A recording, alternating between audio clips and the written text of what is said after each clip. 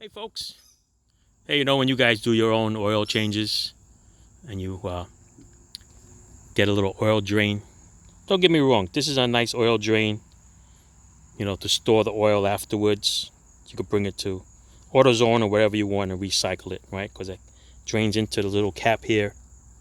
That's fine. You know what the problem is here? The problem here is that this area right here, it's not shallow. It's not deep enough. Okay? So problem is that 5 quarts, 6 quarts of oil come flying down in gravity and it hits the plastic and it splatters and you end up wearing it. That's the only problem with this design. Okay? I would like a deeper one like that, so when it goes in, it's not gonna splash up and over. Okay? This is very thin over here, maybe probably about an inch. Okay, all the way around. So a little deeper here. Okay, but you're not gonna drain it right into that spot.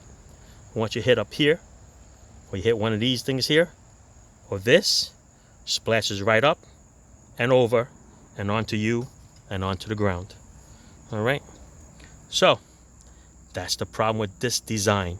It holds what, 6 quarts it says, which is fine.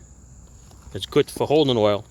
I don't think it's good enough for draining, because like I said, gravity is going to come down really fast, hit that, and it's going to splash all over, right? So get a different design, unless you want to get brake cleaner to clean up your oil stains on your cement driveways.